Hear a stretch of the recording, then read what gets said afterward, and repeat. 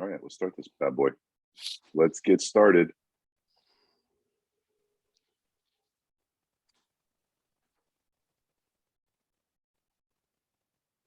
All right. Hey, Mor, how you doing? I'm fantastico, Nick Capozzi.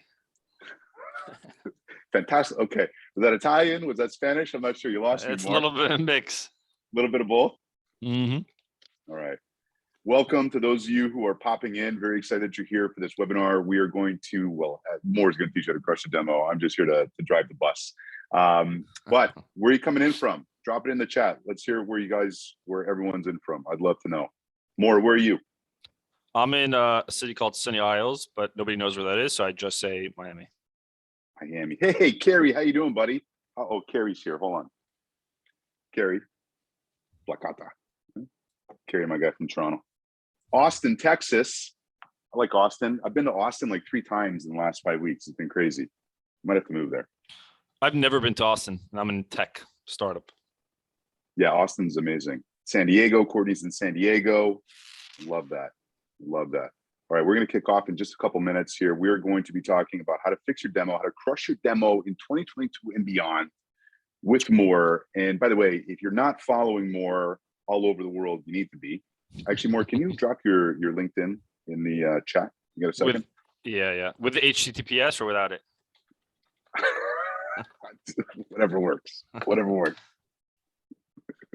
I'm not doing the demo here. You are. So follow him. And what's your TikTok? I've been watching your TikToks lately. What's your TikTok handle? It is from demo to close.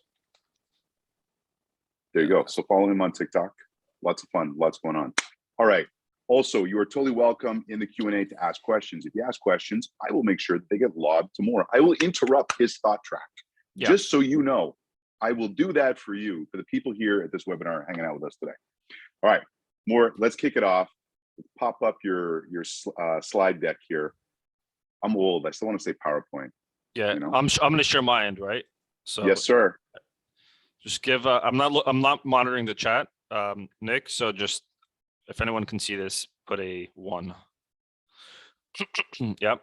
Okay. Yep. All right. So we'll talk today about. We'll try to keep this as conversational as possible. That is the goal. That is the whole point of doing good demos, anyways. But this is what we're going to cover. Let me go over here. So here are 2 things you're going to learn, or technically 6 things you're going to learn. 3 demo killers. There are more than 3, but I'm only going to cover 3. 3 things that reps do that cause a demo to go die, and then the 3 ways to fix them. I like it. That's a good start. I like that we're getting 6 topics here. Yeah. Let's bang them out. All right, 3 reasons why demos go to die. The first one is lack of preparation. So an example of when I say lack of preparation, a lot of times, so like full-time, what I do is I'm full-time with FDTC from demo to close. I coach AEs and founders on their sales demos. So I listen to a ton of demos. Like right before this, I was listening to a demo recording. So a lot of times the AEs, when they jump on a demo, they don't actually, a lot of times they don't ask the prospect, they don't bring up any notes that they did research on before the call. So they'll ask the prospect like, hey, so tell me about a little bit more about your company. Tell me what you do. So that's one example of lack of preparation that isn't good, because it doesn't show that you've done your homework. It actually just hurts your credibility more than anything else. Also, to tell me about your business. That's an obvious question that is a waste of time on the demo. So you're better off telling the prospect what you already know about their business. So for example, I made a post about this the other day. I'm not gonna say the name of the company. It's a very well-known B2B company. And the AE on the demo, I was like a disco demo. She didn't know what I do and what my company does. And she's like, oh, so tell me, what do you do? Tell me a little bit more about your company. It would have been much better if she said, hey, I noticed from your LinkedIn, from your website, that you actually do sales demo coaching for B2B SaaS companies. I assume are you spending a lot of time doing the, like, just tell me what you've heard and then make some assumptions based on your observations. So that's the first thing. And by the way, Nick, just interrupt me if anyone has any questions along the way. Or 100%. All right. Well, I'm ready. All right, cool. How to fix it? Sorry, Mor, before we go in that, because we have an anonymous here, shouldn't you have already done a discovery call before the demo? And I actually took a note of that, disco/demo, because Let's real quick talk about that. Yeah, great question. So some companies, they have a dedicated disco call, and then on that disco call, they schedule a demo. And some companies don't. They do the disco call. They have a 45-minute blocked off on the calendar. The first 10 minutes or so, 15 minutes, they do a disco call. If it's a fit, they continue doing the demo. If it's not a fit, they essentially end the call right then and there.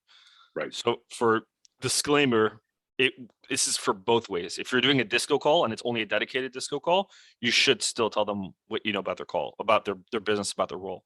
If you're the type of company or the AE that does a disco and demo on one call, like you knock that out on both, then you should still tell them what you know about their business and not ask them obvious questions. Right. Okay. I love it. So how we fix this problem? How we fix this lack of preparation problem? Goodwill hunting. Yeah, I wasn't creative, so I just found this meme and I put it together. The first thing is doing research on the prospect. So basically, what that is what is the title of the prospect? Like, what's their official title on LinkedIn? Are they the VP of marketing? Are they the VP of sales? Whatever it is. What within their title, like what is their role? What's their day-to-day? Where do they spend most of the time during the day? The easiest way you can figure this out is you can obviously go to their LinkedIn. A lot of times they put their description of what they do on their LinkedIn. If you don't have that information, let's say a lot of times you'll look at like VP of marketing, but the description of their job and the role is more about the company, less about them. You can go on Google and type up, or on LinkedIn, go to jobs, type in VP of marketing, look at the job postings that are hiring for VP of marketing, and then read about what the daily responsibilities are. And then you get context and insight into what a VP of marketing typically does throughout the day. So that's the first thing. So what's their title? What's their role? What's their day-to-day? What do they care about? That's another one. When I say care about, I'm talking about business-wise and personal-wise. And the way to do that is looking at their LinkedIn activity, assuming that they're active on LinkedIn. A lot of times, maybe your buyer persona doesn't hang around LinkedIn. That's just not their place. So let's assume for a minute that they are hanging out on LinkedIn. Just go to the activity. Not only read the posts that they're making, but on LinkedIn, there's an activity tab where you can see what they're engaging with and what they're liking and commenting. That should give you insight into what's important for them. Great piece of advice. Yeah. So that gives you a little insight. You can go to Twitter and you can see what a lot of times founders, for example, or sales leaders will post something completely different on Twitter, and they'll post more personal stuff on Twitter, more pictures, whatever it is. So go on Twitter. I had one particular prospect. He likes whiskey, but he didn't post it on LinkedIn. I only found that out through Twitter, because you go to Twitter, you can see all the pictures that they've uploaded. And from time to time, he would post pictures of whiskey or rum or whatever it is. And then you can check Instagram or Facebook. It's very stalkerish. I wouldn't recommend on the call be like, oh, I saw on Instagram that you posted a picture with your son. I wouldn't do that. That's a little creepy. So you know what, Mor? I call those accidental coincidences, because that's one thing. Before a call, a demo, I'm always going through people's LinkedIn and I'm looking for those pieces of gold that people aren't expecting. So real quick, this one time I found someone put an accreditation that they were a youth hockey coach. So I managed in the first minute to bring up hockey by accident. We wound up talking hockey for 20 minutes. Yeah. So so what I would recommend to do is exactly the way you did it, right? So like, let's say I'm going to give it a random example. You did your research before the call. You found out on Instagram that the prospect loves to golf, and you happened to go to, like, I don't know, Top Golf the other day, right? Yep. And you know that's happening, so you can tell the prospect, like, oh, how was your weekend? What'd you do this weekend? Oh, blah, blah, blah. What did you do? Oh, I actually went to Top Golf. I love golf. You can throw it in there, and you know that's important to him because you looked at that information on Instagram. So you're doing it sort of in a very organic way versus telling them, oh, I noticed on your Instagram that you like golf. Because that does look stalkerish, but it's very subtle if you just work it in. You don't always hit that way, but when you do, it's so authentic that it moves the pin two, three inches. Yeah. The way it wouldn't sound stalkerish is if you typed in, let's say I typed in Nick Capozzi's name on Google before the call. Nick was a prospect of mine. And Nick was like a world-class poker player. I'm going to call it out. Be like, Nick, I did, some research on you. I did some background information. Wow. I didn't know you like poker. I didn't know you're good at poker. Like I call that because it's available on Google by just typing in your name. Yeah. It depends how more in the weeds you get. And then similarities, which goes into like, what do they care about? Which similarities is what does the prospect post about or talk about that resonates with you. Same university, same fraternity, sorority, whatever it is. So that's the first thing. So doing research on who your prospect is. Yep. Love it. The second thing is doing pre-call research or pre-demo research on the company that they work at. Now, I'm not talking about like how long has the company been around. Like there's a lot of like obvious stuff. I'm talking about like more nitty-gritty information. For example, what problems does that company particularly solve? Yep. Who are their clients? Who are their existing customers? What are their customers saying about the company? You can go on G2 on Capterra, type in the company name of your prospect, and then you can read reviews based on other customers, negative reviews or positive reviews. But now you're learning a little bit more about the company. So when you jump onto the call, you could say something like, "Hey Nick, I was actually doing some research on, Demostack. You guys are killing it. I noticed you have like 100 reviews. They're all saying that you guys are the easiest software to use in the demo space, right? I'm just calling it out. Yep. So I'm showing my research. Any recent financial events. So if they raised anything, I could say something like, and by the way, Nick, congrats on that Series B round. So these are all Demostack got a Series B. That's great. Thanks for pointing that out. More appreciate it. Thanks for the pat on the back. Yeah. And I would also look at who else is in the department of the prospect. So it's company related. So if you're talking to a VP of sales, then you can look at Sales Navigator and then do a search on sales and see who's a sales manager or sales director. And the reason why this is important, by the way, is because when you start doing the discovery portion of the demo, or if you're just doing a discovery on its own, you could say something like, "Hey Nick, notice that you have about like 20 other people in your department. Is John or Sally in your sales manager is going to be involved in this. So I'm going to call it out." So doing pre-call research versus saying like, "Oh, who's going to be involved in this?" And then the third thing, yep. No, keep going. I'm sorry. No, go for it. Go for it. No, I was going to say, no, you know what? You keep going. You take that sip of water, buddy. I lost my train of thought. I got distracted. I'm distracted by this meme. Oh, the Goodwill Hunting. Yeah. I got a number. Yeah. It took me a while to find this one. And then the third thing is industry. So this has nothing to do with the prospect. This has nothing to do with the company, but it's just about the industry. Who are the competitors in the market that's competing against the prospect that you're dealing with? What is an industry related problem that everyone's trying to solve? Not necessarily the company of the prospect not necessarily the prospect's company, but just like overall industry. And then what do you know about the industry? Anything that's new? Like as far as like trending news, that's industry related news. Easiest thing to do is if you're selling into MarTech or cybersecurity or prop tech or whatever it is, just go to Google keywords or just Google, type in prop tech, MarTech, whatever it is that your industry is, hit the news tab, and then you'll have a bunch of news. You can even create Google keyword alerts for your industry, and you'll get emails every Friday. You can actually, that's what I do actually. 100%. And that's also, I do the same thing. And that's great because if you're in that, again, MarTech or cybersecurity, if you want a great way to follow up with your prospects, instead of saying, "Hey, just following up," say, "Hey, Mor, I found this really interesting article actually on cybersecurity. I thought I'd share it with you." Yep. Or if like the competitor, just like if you're also just to like riff on your note for a second. Yep. If what you can do also, this is more maybe post demo or like, but you can, let's say you're dealing with, your client is Demostack. I'll use Demostack as an example. Then what you can do is you can go on Google keyword alerts, create an alert for Demostack's competitors. And then anytime the competitor releases a new product, a new feature, whatever it is, that can be a conversation starter. "Hey, Nick, notice that XYZ competitor released this new product. I noticed that Demostack has the same thing." Depending on what you're selling. If I'm selling sales coaching, for example, I'd say something like, "How are you ensuring that your sales teams are able to pitch the product, in a way that is more competitive than XYZ competitor?" 100%. Right. And Matt's got a really great question. So he says, "I love the idea of researching, but we're often doing demos virtually back to back for the day. And in on-call times, I tend to prioritize proposals and follow-ups. What should I deprioritize to fit in the research each day?"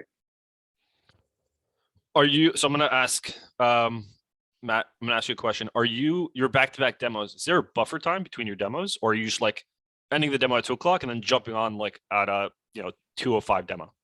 I'll wait for him to respond. And while he's waiting to respond, I'll say what I do is, so let's say I have 5 demos in a day. I need about 10 minutes to kind of do this research, right? For all 5.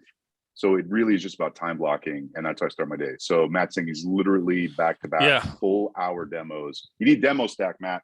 Got news for you. Matt, I wouldn't recommend. I mean, you have a very good problem that you have back-to-back demos, but it's also a problem that causes you to not be able to sort of like, what's the word? Deconstruct, not deconstruct, decompress after a demo, right? Like you're finishing a demo, all that crap from that demo, all the notes, all the questions are now just following you on to the next demo, and you don't have a separation. So what I would recommend for you first is create a 10 to 15 minute buffer time, which gives you enough time to fill out whatever's left over in the notes from the previous demo, gives you enough time to sort of just decompress and reprocess your brain for the next demo. And many times, if you have a good system for pre-demo research, you could do it in 5 minutes. Right. And if you know you have 5 demos scheduled for tomorrow, before the end of the day, what I would recommend is spending about 15, 20 minutes doing this level of research for tomorrow's demo. So, but tomorrow, you don't have to spend that time doing that research. And then put that research into your CRM. Don't put it on like a Google Doc that's separate from your CRM. It should all be centralized, because otherwise you'll find yourself taking the notes, copying and pasting into the CRM, or a lot of people actually take notes, pen and paper, I wouldn't recommend it. And Matt, once you get into the cycle of going through that, that 10 minutes a day, it's 2 minutes per demo, like to do that research, and you start to get good at it and you find a rhythm. It really does take you a couple minutes. One more thing Matt wanted to add, we've got a massive SDR pool, and they have the right to fill my calendar and they override my buffers. I guess I need to work through my sales managers. That's great. I love that. Yeah, I mean, the buffer, like not having a buffer could end up hurting your demo win rates, because you'll end up doing a ton of demos just because you can do them all. But it's like juggling more than one thing that you can handle. One is going to slip, two is going to slip. So be religious about the buffers. No, 100%. Yeah, you nailed it. Okay. All right. And Matt, if you have any question, you can email me afterwards and I'll be happy to help. Lack of discovery is a second. So we talked about the first one, which is lack of preparation that causes demos to die. The second one is lack of discovery. And somebody asked earlier, yeah, but don't you do discovery previously? Yes, but even the calls that maybe an SDR does a discovery on, the SDRs may not be doing full in-depth discovery. Like I have a whole opinion on like SDRs and AEs, and I think it depends on the economic buying cycle, et cetera, et cetera. But I think many times, let's just say if you have an SDR that's doing discovery, maybe they're not capturing the nuances of the prospect, like the tone of voice. Maybe they're not capturing certain words that the prospect decided to use. Like if the prospect said, this is really crucial for us, did the SDR write the word, this is really crucial for the prospect, and then quote the prospect as the word crucial? Like these are like little nuances that really matter on demo. Also, another issue with lack of discovery is staying too much on the surface. So I'll give you a real world example. I was listening to a call of an AE, and they asked the prospect, so what's the prospect was using a competitor or is using a competitor, a competitive solution. And the AE asked, what's the reason you're looking to leave XYZ company? And the prospect said, and I use this example all the time, every time I reach out to their customer support team, they always take too long to respond back. I'm getting their runaround, and we just had it. So the rep, they're on their CRM, they're taking a note saying the prospect really cares about customer support. That's surface level. The real question is, why the hell is that prospect having to reach out to customer support so often to begin with? That's causing them to get so frustrated. So taking the first response from the prospect is not enough. You got to go a layer deep, and I'll talk about how to do that.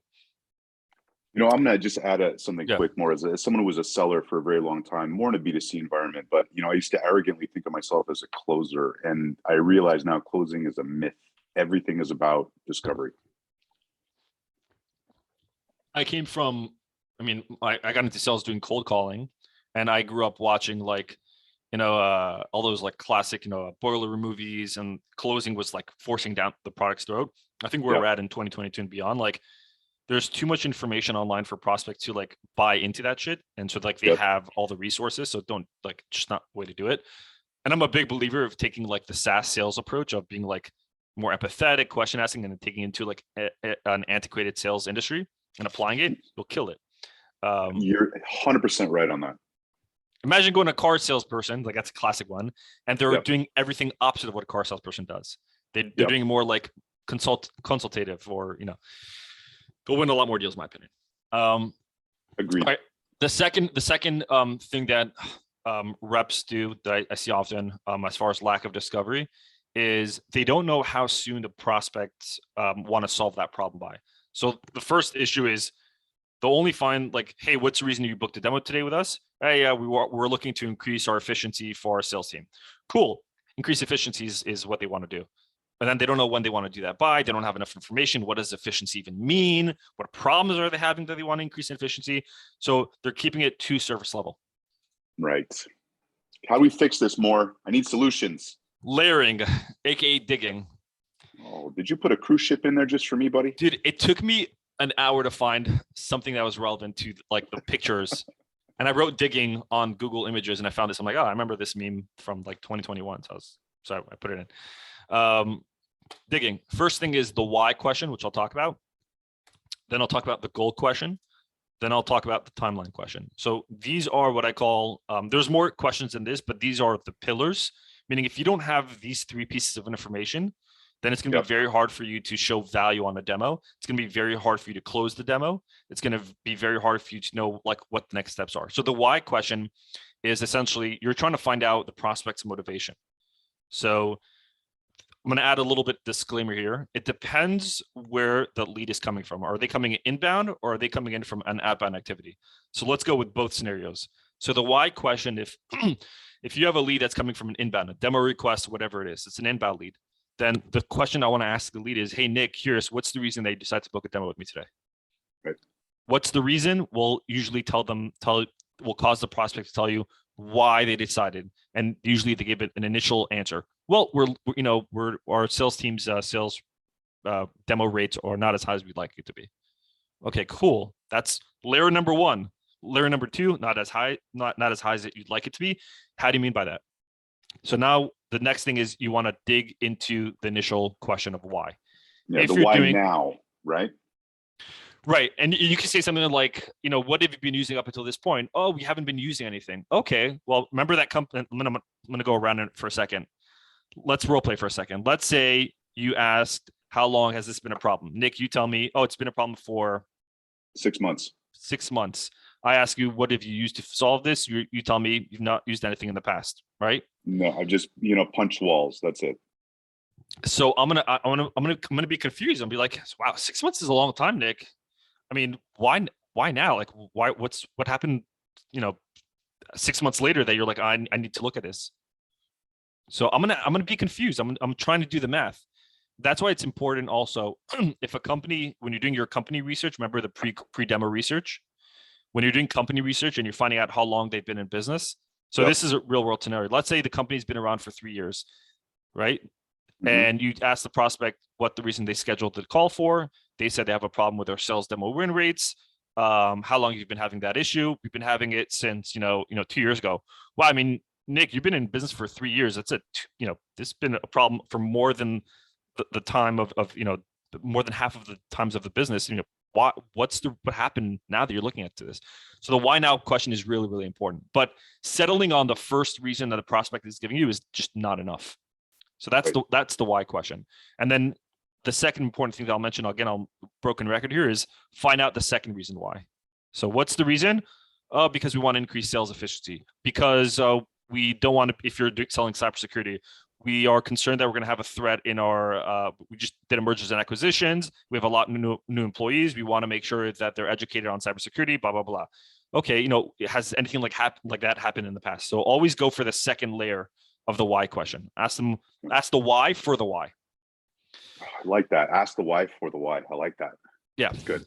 The second question you want to get out in the beginning of the demo / discovery, call it discovery demo, is the goal question, which is essentially, all right, you now know the pain point, but what are their expectations? If they were to go with Demostack, if they were to go with a competitor to Demostack, doesn't matter who they go with, what do they expect? So a really good question you can ask that every time I've told every AE to ask this question, the prospect's response was, that's a really good question.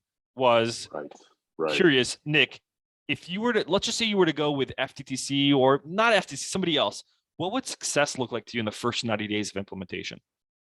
Right. That success question immediately gets the prospect to think about what's important to us, what's priority for us in the first 90 days.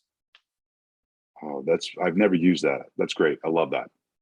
And that tells you what the prospect expects from you or from whatever solution that they're looking into, which allows you to prioritize the demo a little bit.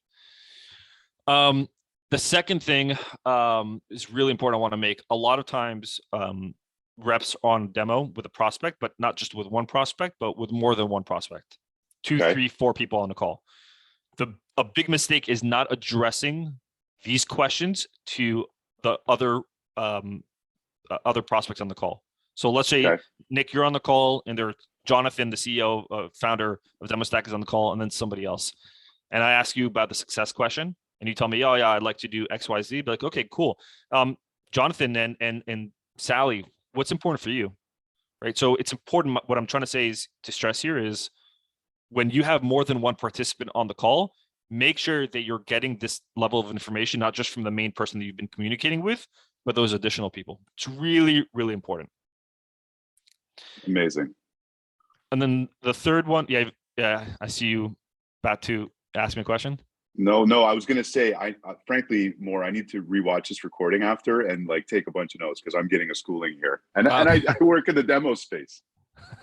The timeline question. So now you know their pain point, you know their why, the motivation, you know how big their problem is because you're layering. So you know the why, you know how big the problem is, you know what their expectations are, what their goals are.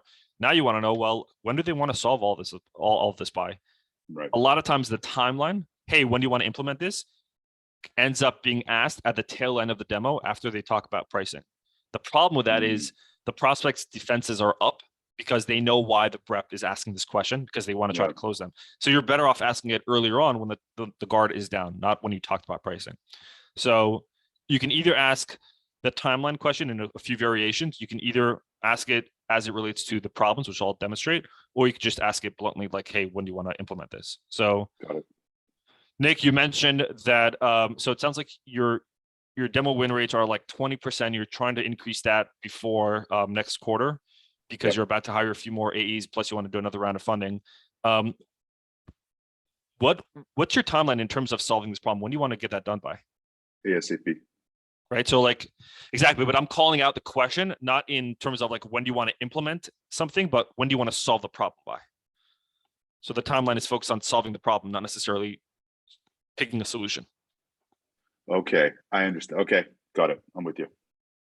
Or you could just ask the timeline straight up bluntly. Hey, when do you need to implement the solution by? No, so your way of doing it was a lot smoother.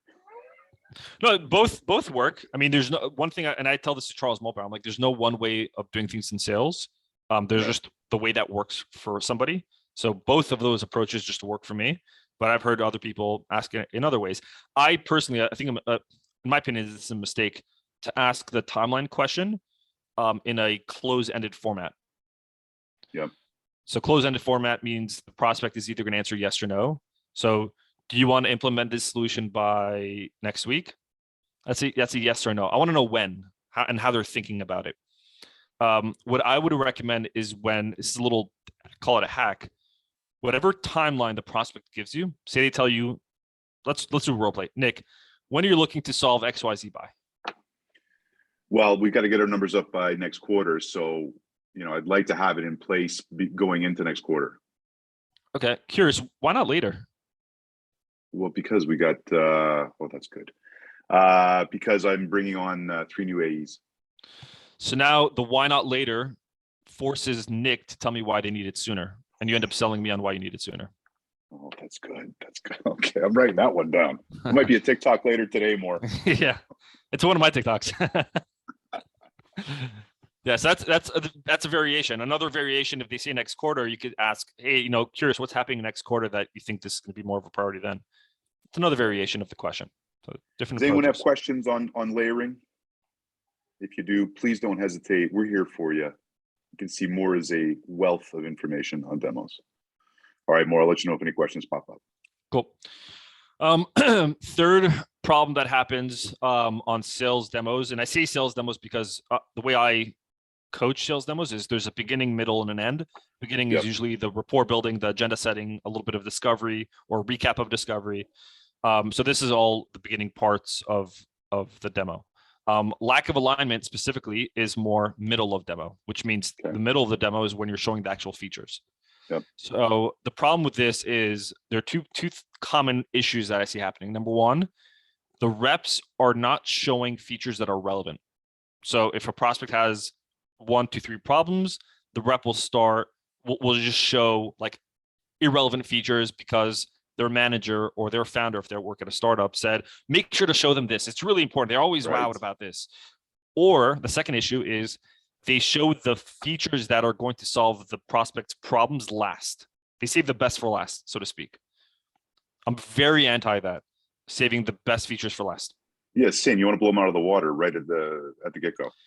Yeah, like if you drag it out, if you have like Matt, you mentioned you have an hour-long demo. So imagine you spend 15 minutes doing discovery, the next 20 minutes doing the demo, and then maybe the last half of the demo, you're then showing them the features that solves their problems. They're already burnt out within 30 minutes. So that's the first thing. And number two, if you show them how to solve their problems first, and you can solve their problem, the prospect is going to say, wow, Matt can solve my problem. Anything else that Matt has to tell me now, I trust because he just showed me how to solve my problem. So you can say something like, hey, I know you, this isn't necessarily going to directly solve your problem, but I do have a couple more things that I think is going to, really, really impress you. And I think it's going to be really helpful. Mind if I show you that? If you've done the features that solve the problems first, the prospect is be like, yeah, show me what you got. I trust you now. So that's Right. really, really important. Especially too, are people watching, are you a sales engineer are you in pre-sales or are you an AE? Just quick poll here, random poll. I tried to put up a poll quick, it didn't work. Just drop it in the chat. Sorry, keep going. Okay, pre-sales. So I think more too, I think the pre-sales is usually the trusted advisor, right? Pre-sales, You agree with that, pre-sales. Mor? The pre-sales is the trusted advisor. Can you elaborate? Well, usually because they're the technical person. So in my experience, the AE is usually the one that's, if I'm the buyer, I feel the AE is the one who's trying to close me, where I find the pre-sales representative is the trusted advisor that I trust because they're the actual expert on the product I'm looking at. In my mind, as a buyer, they don't have as much skin in the game, even though it's not true. But as a buyer, I've often found myself thinking that. Do you disagree with that? It depends how the AE's like communicating the entire time. The AE should be viewed as a trusted advisor because the sales engineer, correct me if I'm wrong, because I was just on a demo the other day and I'm coaching and there's the SC on the call plus the AE. The SC is getting more technical about like back-end engineering, technical questions. The AE is doing more of like alignment of the question. So if the AE is saying something, the prospect has a very technical question that's outside of the scope of the AE, SE comes in and provides a little bit more technical information. So AEs should be viewed as a trusted advisor as much as anything else. Okay, fair enough. Let's get aligned here more. I want to get alignment. Kerry said, if the AE is giving a demo, there's often not an SC involved. I think, Kerry, I think it depends on the complexity of the software. I have a student right now. They don't necessarily sell a very complex software, but there are complex questions that are asked on the demo that what they started doing was introducing an SC on the call, knowing that there's going to be complex questions. But again, it's more of like in the weeds questions, in my opinion, from what I've seen. But yeah. All right, lack of alignment. We talked about the problems. Let's talk about how to fix it. I thought this was a perfect meme, in my opinion. Your meme game is on point, buddy. All right, bring up pain. I'm gonna first do the threes, and I'll go into it. Bring up the pain. The second thing is what solves it, and then is it a fit? So bring up the pain, aka introduce when you're about to talk about a feature. This is extremely important, so pay attention. When you're about to talk about a feature that solves the prospect problems, bring up the problems before you talk about the feature. Okay. So the easiest way to do this is recall the challenges that the prospect brought up on the discovery.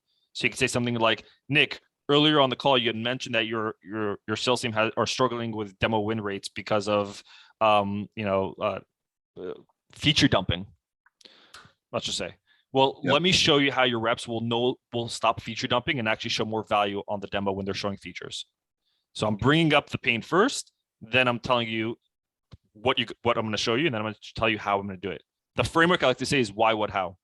Why are you showing what you're showing? What are you going to show them, and how is it going to be done? Love it.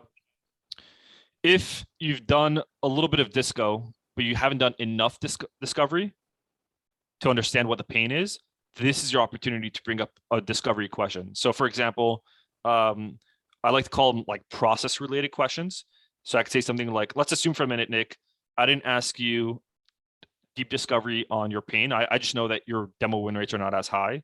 So I could say something like, hey, you mentioned that your demo win rates are not as high as you'd like it to be.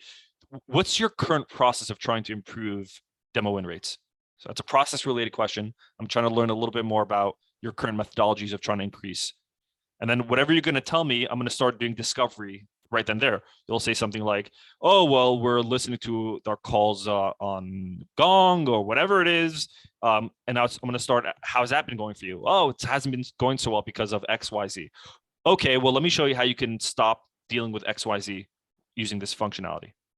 So bring up the pain before you talk about the feature. That's a rule of thumb. Yep. If you forget to bring up the challenge before the feature, just make sure at the end of the feature, you're tying it back to the problem. Well, let me ask you that more. How do you prep? So when I used to do demos, I'd have like a sticky note with, 20 bullet points just to make sure I had breadcrumbs in case I got lost. How do you typically handle that? Breadcrumbs as to like what you're going to show next? No, just to make sure that, okay, am I bringing up the pain before I show the feature, right? So I would have frameworks. I think to have demos like that where you're remembering to do these things, a lot of the practice comes before the demo and after the demo. Not like it's going to be hard for you on the demo to scramble into your sales playbook. Like, all right, how should I present this feature? Sure. So, yes, it could help. It could be helpful, but the way to improve this is by coaching, essentially training and coaching. And you do this before the call. So role playing before a demo, and then after the demo, reviewing your call. You do this enough times, it becomes second nature. Yeah, and so I'm going to double down on that point. I'm a huge fan of recording yourself, and very few people do it. Even if you're using, an intelligence software like Gong, people don't watch their own tape. And frankly, it's like in the single digits, the amount of companies that actually use something like Gong. So I always had my people record themselves. And this one time I was working with a fintech company, so we couldn't actually record the call. So I had them have their cameras, their cell phones, and sit down and watch that. And you can self-correct so quickly. It's so easy to find the issues if you watch. I can listen comfortable the first few times, but then the third, fourth, fifth time gets a lot more easy. Yeah, I can listen to, let's say you had a 10-minute discovery call. Yeah. If we do coaching on a 10-minute discovery call, that call can easily end up becoming an hour just by dissecting and taking apart the call. Right. So we're talking about alignment, right? So when I say alignment, meaning when you're showing features, you have to align it back to the prospect's pain point. So the ways to do that is bring up the pain, ideally before you show the feature. If not, you can bring it after. So you show the feature and you could say, and the reason why I showed you that was because you had mentioned that. So Got it. Before or after. What solves it? What solves the pain? What solves the problem? So prioritize, we're talking about like the mistake that reps do is they don't prioritize the features that solves the problem for the prospect. They show that at the end. So if a prospect has 2-3 problems that they're trying to solve for, what features solve that pain? Talk about that first. So that's the what solves it. Is it a fit? That's the third one. In other words, based on the prospect's problems that they had and their goals, and based on the feature that solves it, which is number 2, is this a fit for them? This is all, these 3 things is how you have more alignment throughout the demo. So for example, let me do a quick role play. I'll do bring up pain. I'll bring up feature that solves it, let's say, and then I'll bring up the is it a fit all in one. Nick, you mentioned earlier that your demo win rates are around 33%, and you'd like it to be higher. So let me show you a couple of ways you can actually increase your demo win rates by at least 10%, at least in the first 3 months.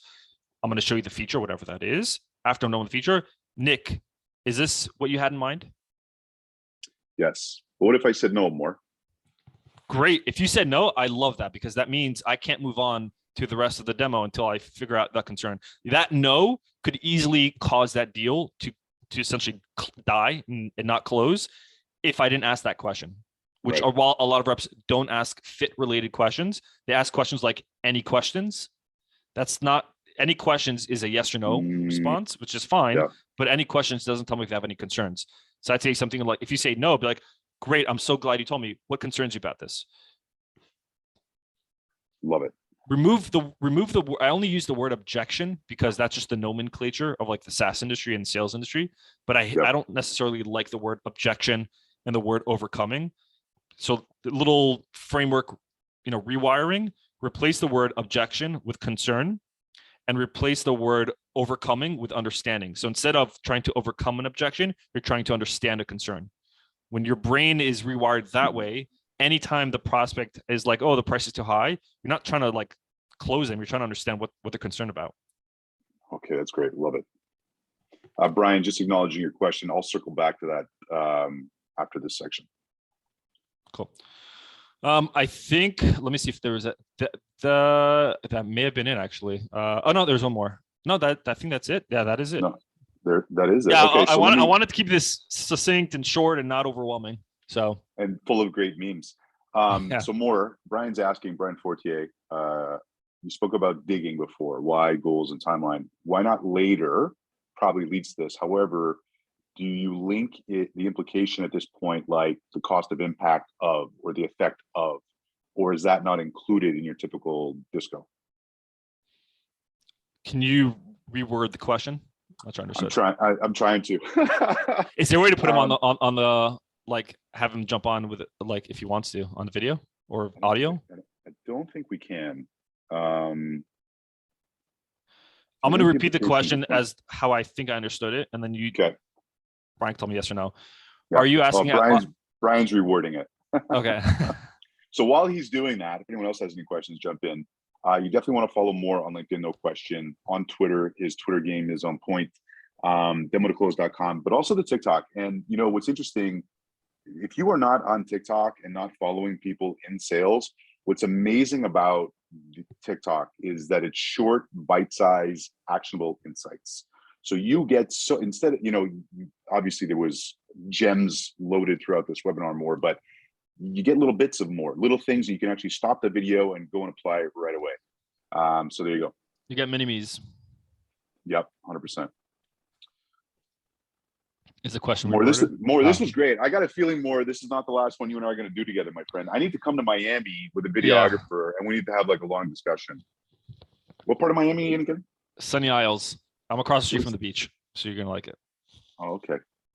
Yeah. It's if we're talking about like South Beach, I'm a 35 to 45 minute drive from South Beach.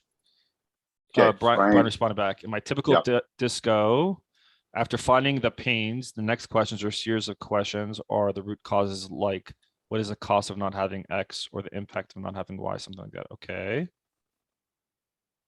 Is he typing? Continue typing. I think that's the question.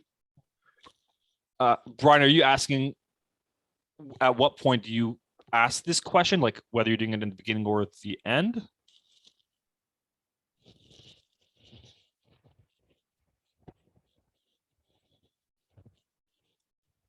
Dun, dun, dun, dun, dun, dun. Well, let's answer it both ways, Mor. I'm not really sure what the question is. Oh, like assuming if that's the question, like yeah, whether to bring it up in the end.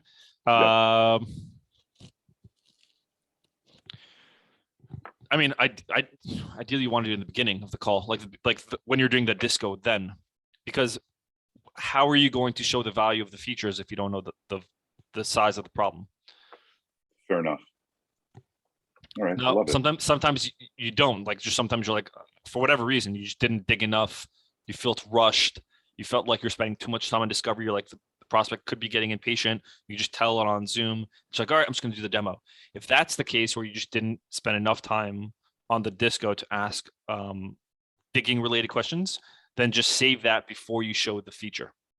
So what the rule of for sure, the rule what you want to do is the only way you should only be showing you should have a list of the features, let's call them solutions, once you know the problem. Without knowing the problem, what your demo is going to end up becoming is just a very generic demo showing them all the features. And then you're going to talk to them about all the possible benefits. You don't want to do that. You want to tailor the hell out of the demo. Right. So if your feature has 5 different functionalities, but your problem has, a particular problem, out of those 5 functionalities of that feature, which one solves that problem? If it's only one function of that feature, then only talk about that one. Prioritize that first. Mor, this was incredible.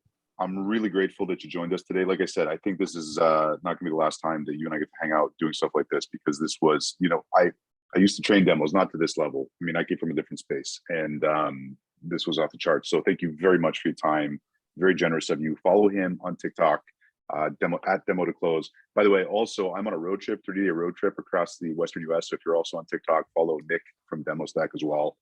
Lots of shenanigans going on here. And then I'm coming to Miami, buddy. I'm going to figure that out. I'm coming to Florida. Making that Let's happen. do it. Let's do it. I'm waiting for you. Right. No one, Miami doesn't get enough love. Well, it's a tech hub now. Mor, thank you very much, everyone. Thank you so much for joining us. Appreciate you. Have a great day, everyone. Later.